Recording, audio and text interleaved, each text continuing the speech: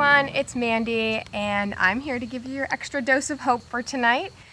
So Roman reminds us regularly that we all have really good forgetters, but I have an especially good one, right?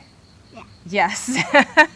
There's a 99% guarantee, you can ask anyone who lives in my house, including this one, that even if I am just like running down to church or going to pick up a kid somewhere, when I walk out the door, I will be walking right back in the house approximately 15 seconds later when I realize that I forgot something.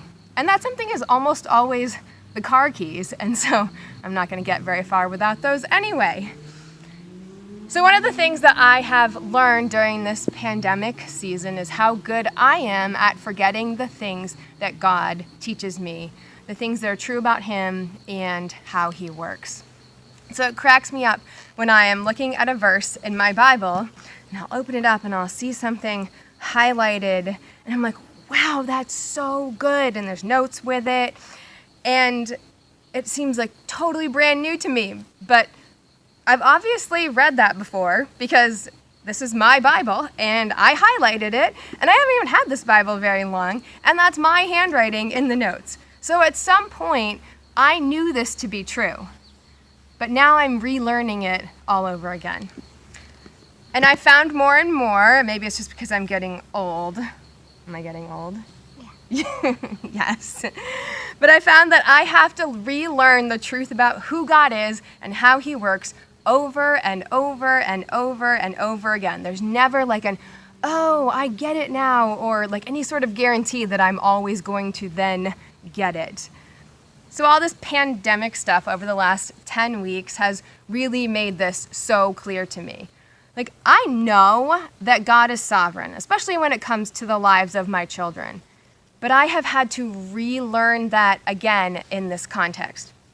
I know that God is good and that He is raining down good gifts on us even in the hard times. But I have had to relearn that again in this context. I know that I am an easily irritated, self-focused, rush-to-judgment sinner, but I have had to relearn that again in this context. When the Israelites left Egypt, God gave them lots of instructions on how they should live as His people. And when we think of those commands, most of the time we're thinking of the 10 Commandments. But one of the most repeated commands in the book of Deuteronomy is just the word remember. Deuteronomy 5:15. Says, remember that you were slaves in Egypt and that the Lord your God brought you out of there with a mighty hand and an outstretched arm. Therefore, the Lord your God has commanded you to observe the Sabbath day. Remember. Deuteronomy 7:18, but do not be afraid of them. Remember well what the Lord your God did to Pharaoh and to all Egypt. Deuteronomy 8:2, remember how the Lord your God led you all the way in the wilderness these 40 years to humble and test you in order to know what was in your heart, whether or not you would keep His commands. Deuteronomy 16:13, do not eat it with bread made with yeast, but for 7 days eat unleavened bread, the bread of affliction, because you left Egypt in haste, so that all the days of your life you may what? Remember the time of your departure from Egypt. Deuteronomy 32:7, remember the days of old, consider the generations long past, ask your father and he will tell you, your elders, and they will explain it to you. Remember, don't forget. The camera just fell, so we're going to try that again. Anyway, so don't forget, remember. And God was really clear that they would need to be intentional about this remembering because He knew that they had really good forgetters. So when you read on into the book of Judges, the Israelites just go into this like spin cycle of not remembering. They don't remember, then they get reminded the hard way. They turn back to God. They forget again. They get reminded the hard way again. They turn back to God. They forget again, and so on and so on. So I was talking to my friend Jean Laughlin a few weeks ago. She's amazing, and she's the one who should actually be talking to you right now. But anyway, I was talking to Jean, and she was telling me how she had been journaling lots because she didn't want to forget all the things that she's learning during this time. And I was really inspired, but I am terrible at journaling. There's something about being a writer and writing stuff that no one else is ever going to read, and it just seems weird to me. But what I forget is that I am the one who might need to read it again. So I decided to get this journal, thanks to Jean. Anna's my model here. So I decided to get this journal, which guarantees me that I will read what I wrote again. And so what it is, hold it open. There we go. Hold it up. You can turn it like this. This is called a 5-year journal, 1 line a day. Here, hold it up. That's what you're here for. And so for each day of the year, you write one thing.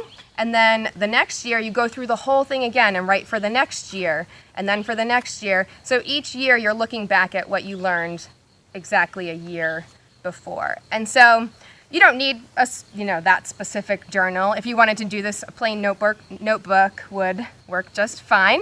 But maybe journaling is never going to be your thing. And my question for you is, how are you going to remember what God did during this time? One of the things that we've challenged our Youth at Hope students to do is write a letter to your future self. Something you can open at the end of the year, or maybe next year around this time. And so you just write down what this all felt like, what you learned, and what you want to remind yourself to not take for granted. And we're inviting any of you to do that too. So if you want to do that, you want to write yourself a letter, put it in an envelope, send it to Hope Community Church, care of Youth at Hope, and just write on the outside of the envelope, save this for me, send it back to me on this date. And we'll totally do that for you.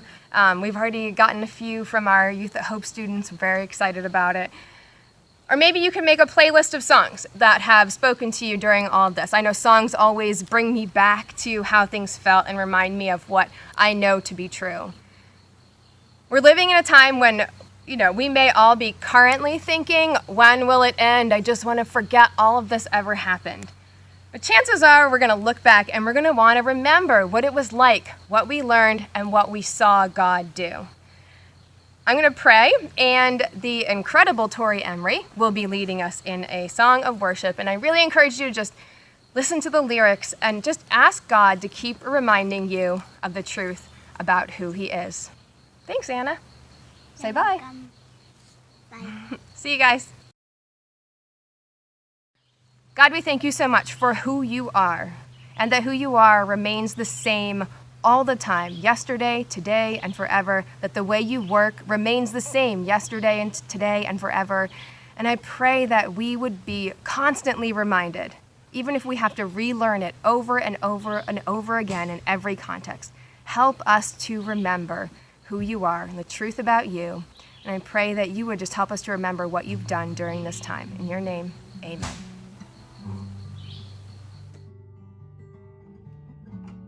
Oh, the vapor of it all.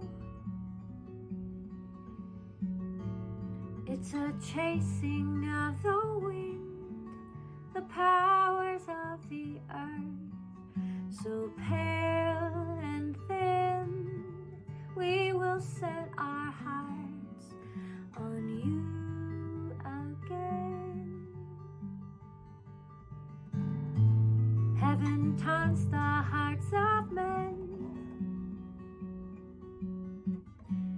We can feel it from within, the beauty of it all, the mystery, the swelling of our voice, a rising sea. Holy, you, O God, are holy.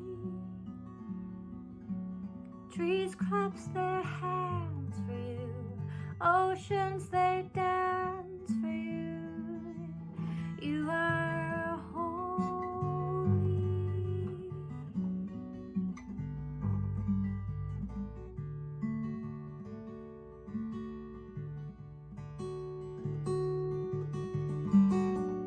Oh, the mystery of it all. I can never peer within the fullness of our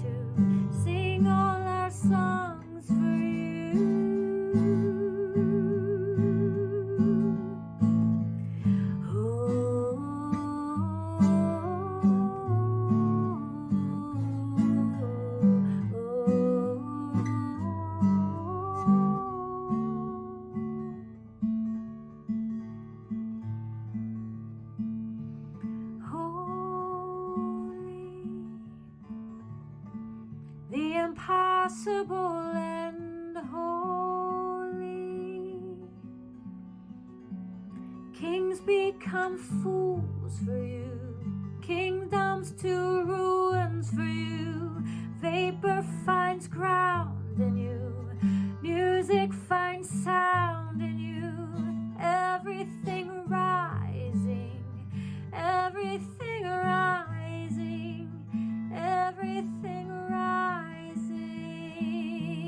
Singing, come like dawn, like waves, like sunlight. Bring this world to life. Come like rain, like breath, like springtime. Bring this world to life.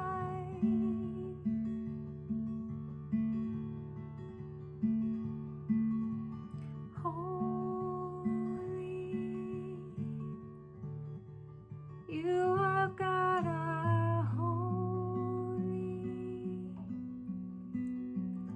Trees clap their hands for you, oceans they dance